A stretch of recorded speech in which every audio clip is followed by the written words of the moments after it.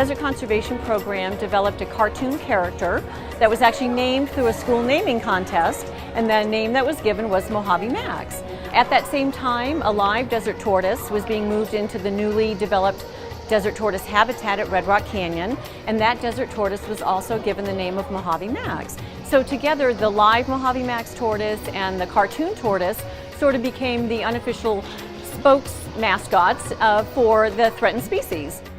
At the same time, a contest was created for Clark County school children to guess what time Mojave Max, the live desert tortoise, would emerge from his burrow each spring.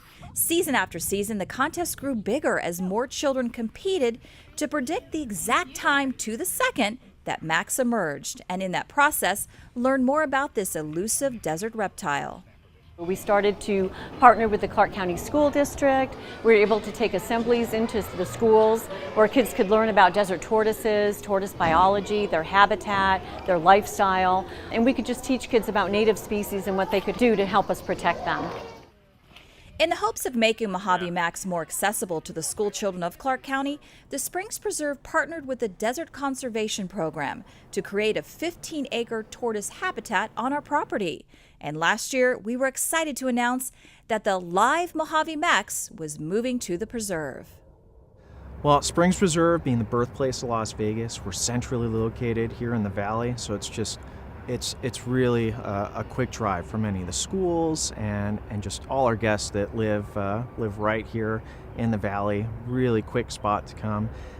They don't have to venture out far, and they can come out here, hike our trails, and view all of our amazing wildlife.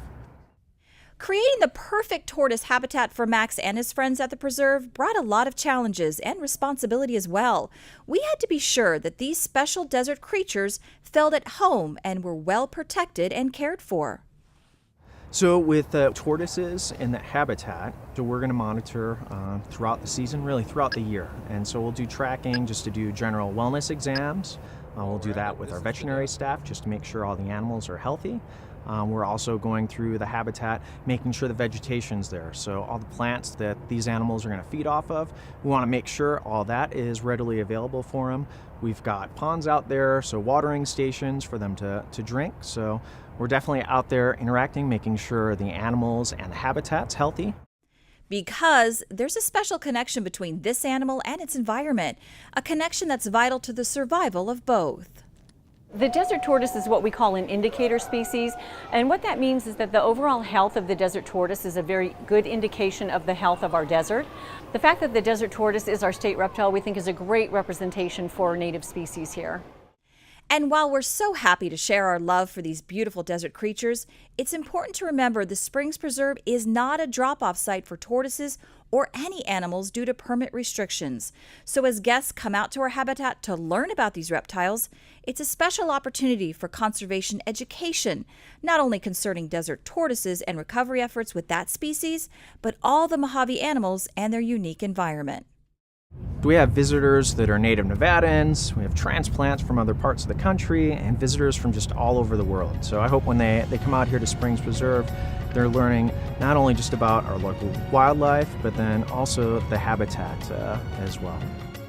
We are so excited to be at the Springs Preserve and partner with the Springs Preserve. You know, the Springs Preserve's dedication to just youth education, the way they inspire environmental stewardship, we just thought that was such a great matchup for the Mojave Max program.